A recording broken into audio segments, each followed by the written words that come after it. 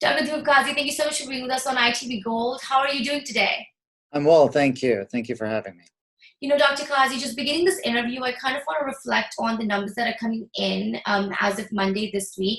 We're looking at over 4.1 million cases globally of COVID-19, more than 282,000 deaths globally. In the United States, we're looking at 80,000 deaths, as well as over 1.3 million cases. Looking at these numbers and how large, the number itself is, how should we process this and what should we know about these numbers to truly Yeah. understand what they mean in a global perspective and in a national perspective?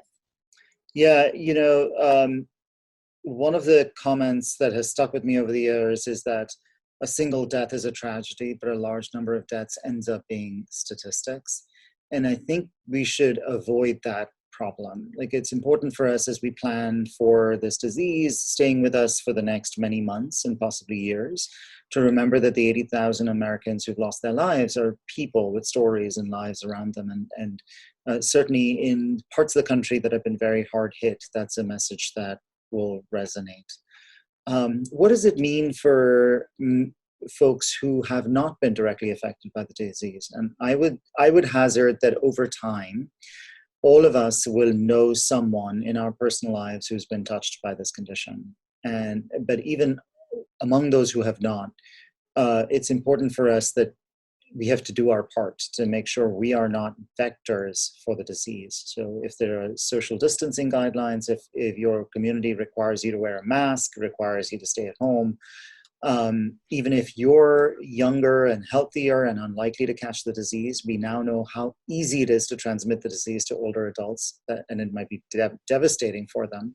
We've also seen very severe cases in younger adults, even though they're uncommon. We've seen young adults end up on the ventilator in the ICU, do poorly. And so I think that it's important for all of us to play our parts in keeping this disease under control.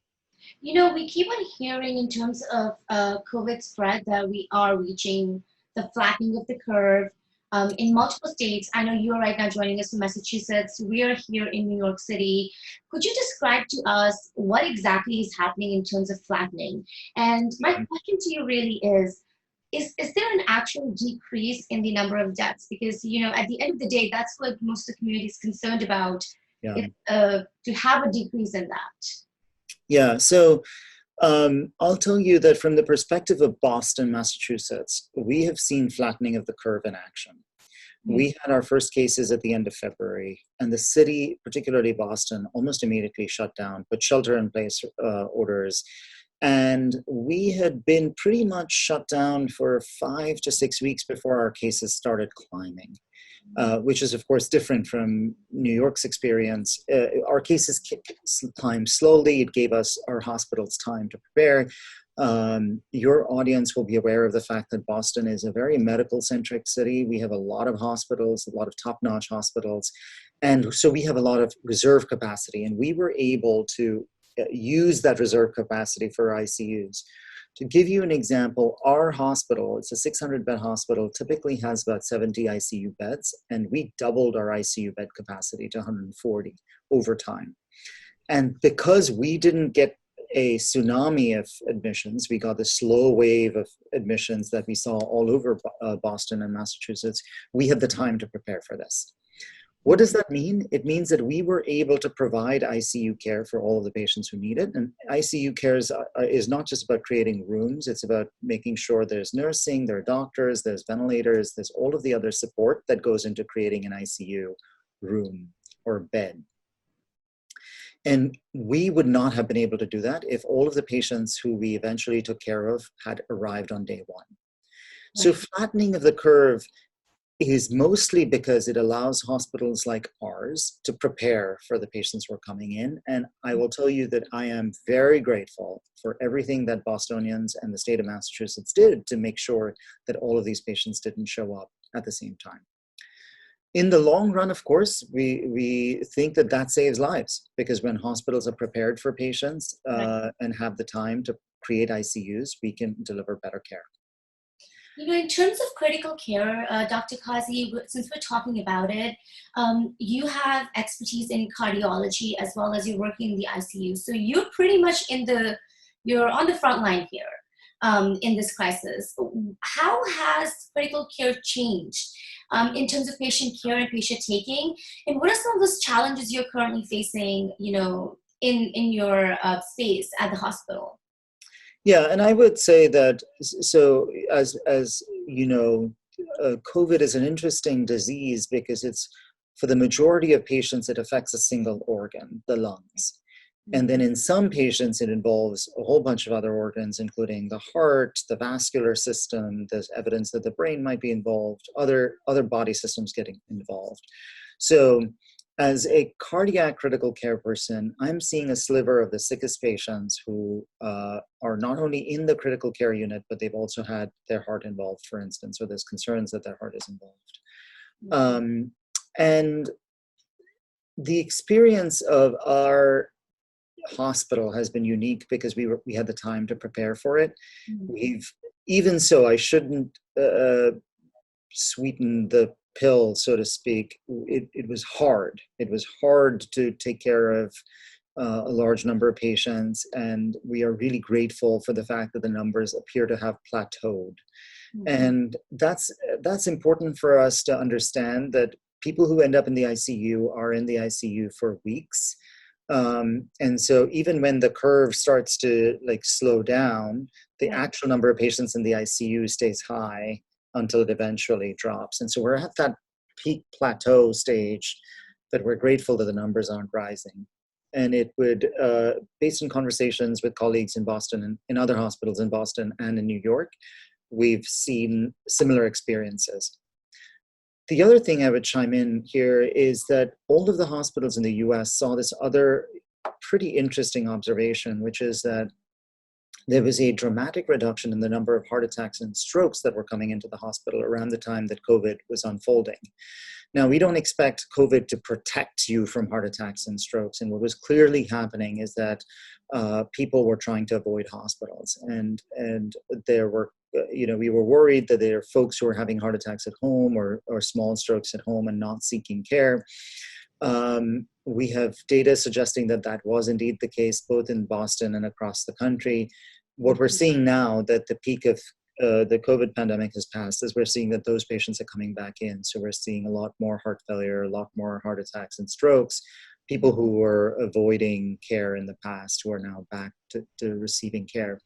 And so I think it's really important for folks watching this at home to understand that as much as our ICUs and hospitals are busy taking care of patients with COVID, they are prepared, as they always have been, to take care of people with heart attacks and strokes. So if you feel like you're having chest pain, you're having shortness of breath, you might be having a stroke, don't sit it out. This is the time to come into the hospital, because those things continue to remain life-threatening, and hospitals are prepared to safely provide care for you without actually increasing your risk of getting an infection.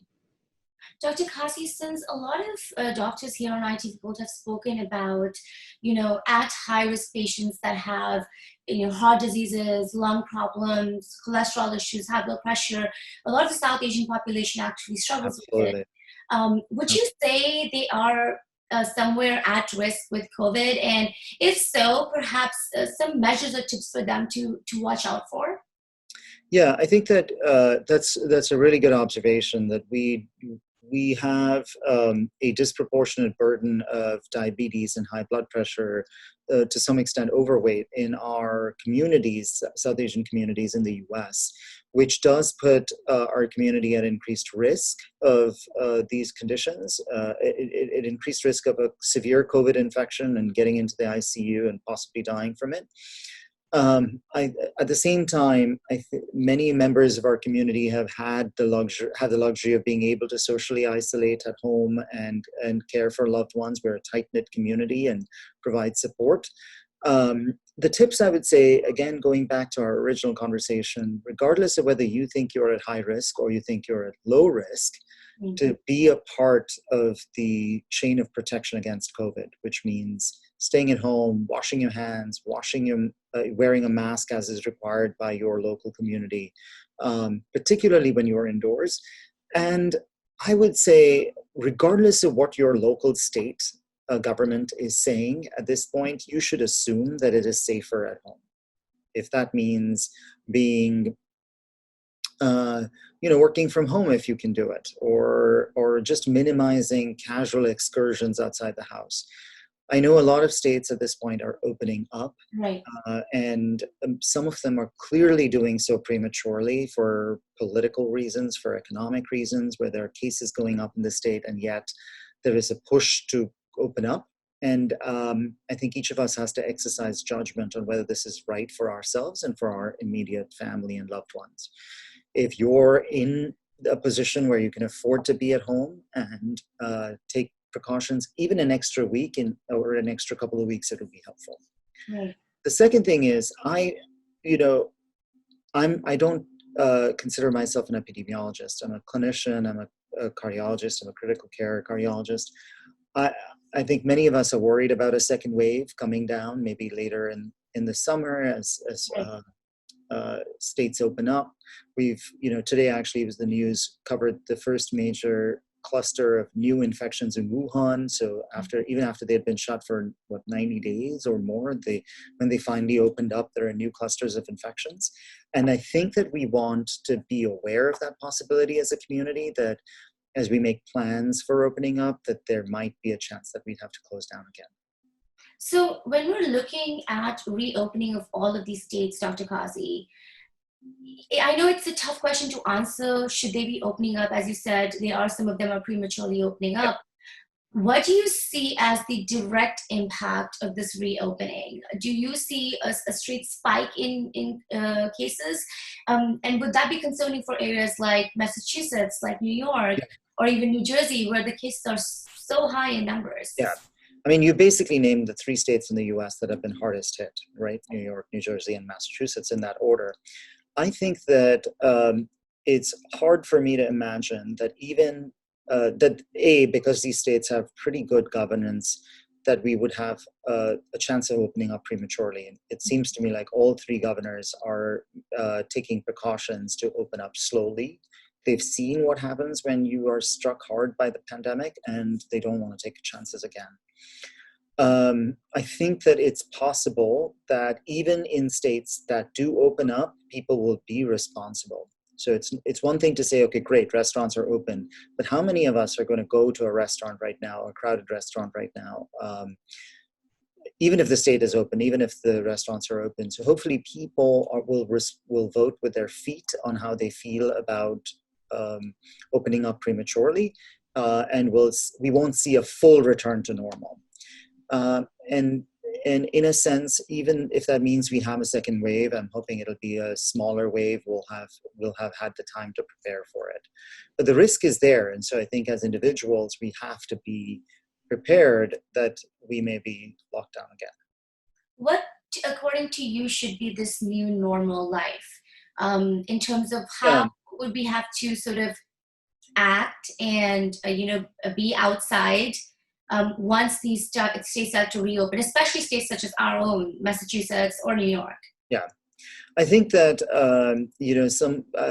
like a good way to think about this is, imagine that you are a carrier. What precautions would you need to take? So you would avoid busy spaces. You would wear a mask if you were indoors, and you would minimize activities that put you in very close contact with other people. So I think thinking of ourselves as carriers is a good way to guide us as to what's the best way of behaving, particularly in states that were hard hit like ours, as we start to open up. Your comments, if so, if you are able to comment on this, what does this mean for vulnerable communities? We are talking about racial disparity during time of COVID-19 crisis.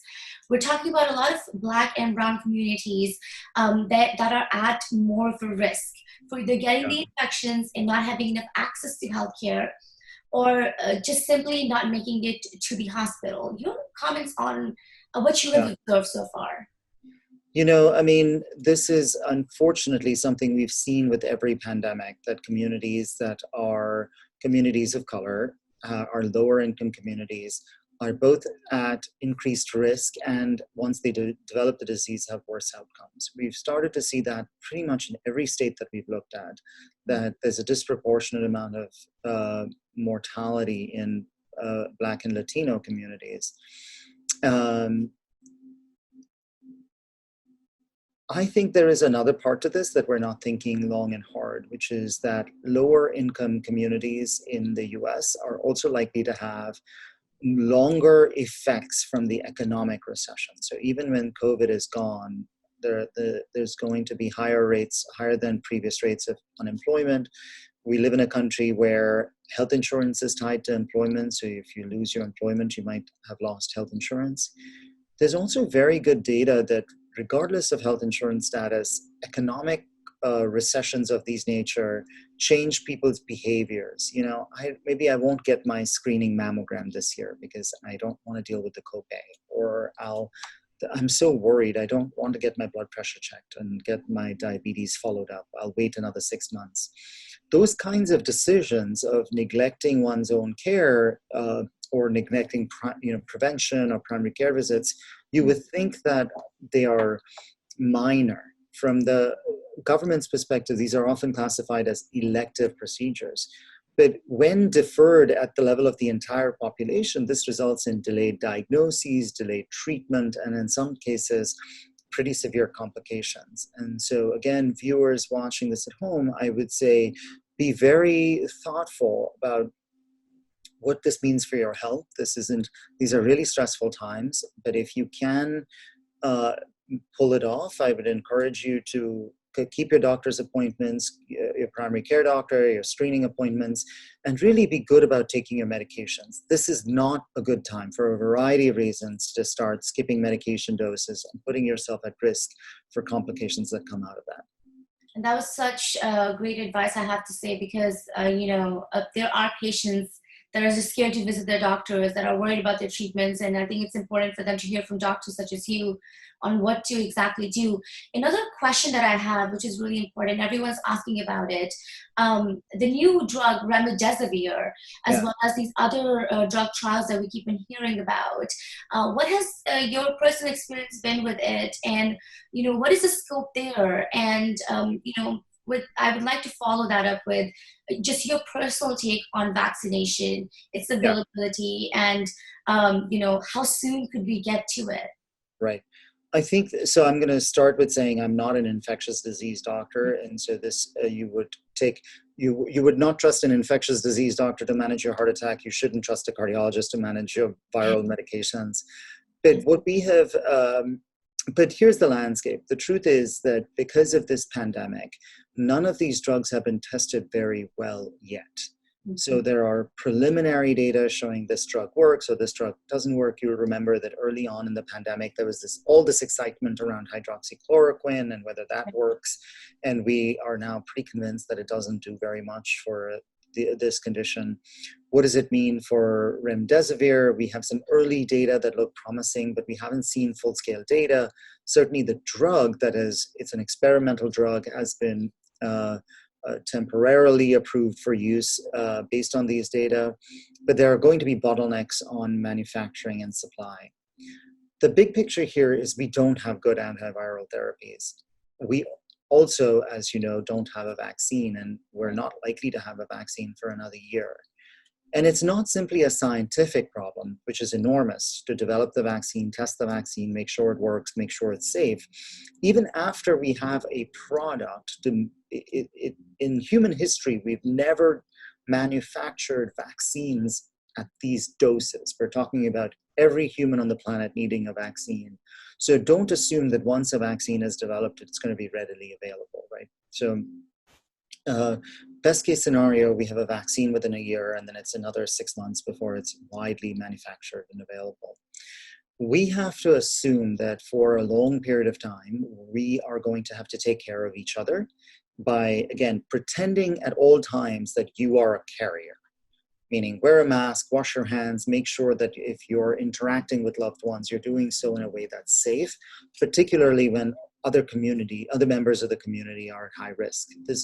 I don't foresee us going into big congregations of older adults and giving hugs or meeting, like the way we would normally greet people before COVID. That's not likely to come back for another year. Then There will be looking people who will break the rules, right. but that's both at their own risk and the risk of the people they love. While we're discussing this, Dr. Kazi, what do you then have to say about the importance of testing?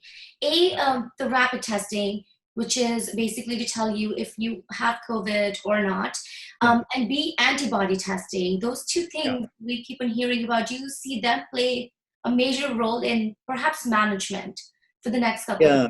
I think that as a physician, I clearly use both forms of testing.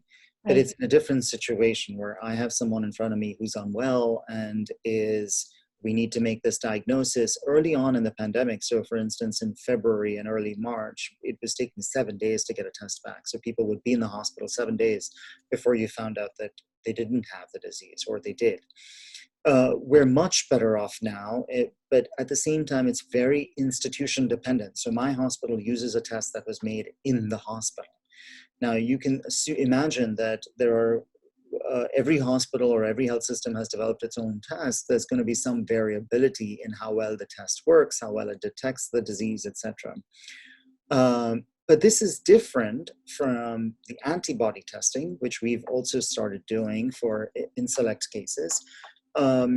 And then what your question is getting at is, can you use both the viral testing and the antibody testing in the community to understand how far the disease has spread, who's infected, who's asymptomatic? And I'll tell you that there are very, very bright epidemiologists working on this question, where they're trying to get to the bottom of what is the prevalence of this disease in the community?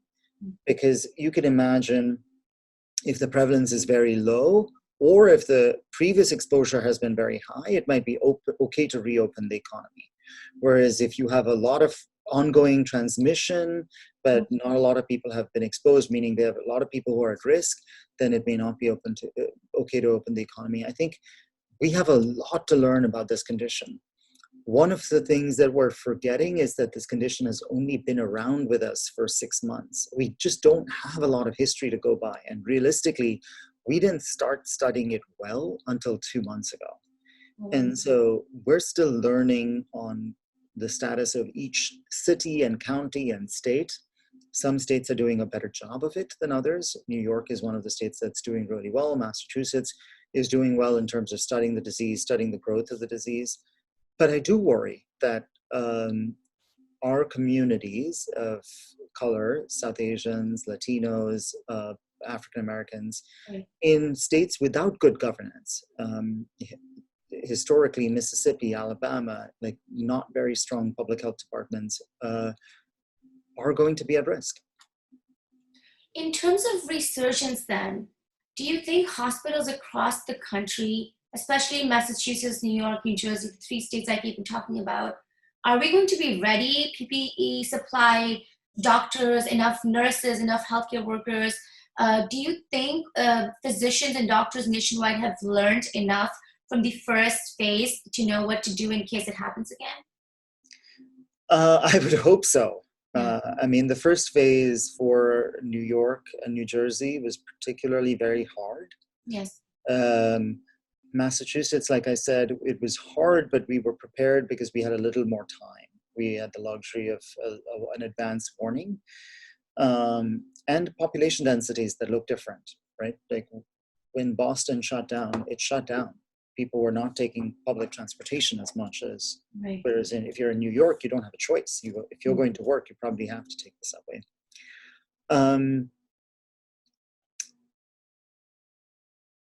I think most hospital leaders have been watching the situation very closely. We're better off with regard to PPE now, like protective equipment now, than we were at the start of the pandemic. We have developed novel ways to manage our workflow, redeploy people. So on average, I think the second wave would be better managed than this wave. Hopefully we'll have more diagnostic testing by then. But that's not universally going to be true. And I mean, I think some states that didn't get affected or some areas that didn't get affected may Right. not plan as well for the second wave and then may have a harder time at that point. I know we're coming to a very close end of this interview, but I have a few questions left for you, very quick. Number one would be this 135,000 estimated deaths that have been, given out by U.S. Health experts. Do you agree with it? And is this something that has been estimated already by doctors? And you're referring to projected deaths over Yes, the projected next deaths. month. Yeah. I think that those projections, if you look at them very closely, have big uncertainty around them. Right. And that's because a lot of it is dependent on how well people continue to socially distance, what kind of rules are put in place. You've seen that number climb in the last few weeks because there's a clear concern among public health experts that some states are opening up prematurely. There is also concern that people will start moving again, and with them, a lot of asymptomatic or pre-symptomatic people will start carrying the infection. The big picture, I think, is that there's a lot of uncertainty around that number. I suspect that we'll end up actually higher than that by the time this pandemic is done. A lot of these numbers are only going out till the late summer. But really, if the vaccine isn't around, which is not likely to be around, we're going to have this disease stay with us for another year or longer. And I find the focus on that number problematic because 135 versus 100 versus 90, it's still a lot of lives. Yeah. And I view that at least some of this was preventable. Like, I wish we had started testing early. I wish we had socially distanced early. I wish we had fully recognized the scale of this problem early as a country with good federal coordination of the efforts rather than leaving each state to handle this problem for themselves. I mean, this has been a tough disease. Yeah. And I think our community has seen that firsthand. My last question to you is somewhat of a personal one. For everyone that's on the front line, it's been quite, a heart-wrenching journey for all of you. Yeah. I commend you for all the work you're doing. Thank you for your service, in saving so many lives. But how has this personally been for you? And also a message perhaps you can give out to the entire medical community on probably the bravery they have shown this entire time. Yeah, I mean, I would start with saying that, again, as a cardiac critical care person, I was protected from the brunt of it because a lot of it was borne by our lung doctors, our pulmonary critical care doctors, and by our nurses. It's incredible. Like, we go in and round on patients, make up a plan, and then we step away, whereas the nurses are with the patients for the full 8 or 12-hour shift. So, I mean, I think that I feel disingenuous talking on behalf of those people who have worked so hard and given so much. But I will say that it has been hard regardless. I think part of it is because, again, going back to my original comment, so much of the focus has been on how many deaths, what's the number, what's the range. And when you're actually in the hospital, like, every death matters. There's some family that is not going to have their loved one around. And these are not like old people who are going to die anyway. I mean, there's very good data that these are people who would have expected to live another 10 to 20 years. This is a brutal disease. And the message I have for other healthcare workers is that remember to take care of yourselves. Like, whether that involves meditating, being mindful, eating well, exercising, whatever it is. Because, even with the less than severe exposure that we've had as cardiac critical care doctors, some days just felt like we were in over our heads, and taking time off for myself was important. And I hope that you will also make the time for yourself and for your families. Well, thank you so much for your time on ITV Gold. Great. Thank you. Thank you so much. All right, let me just stop recording.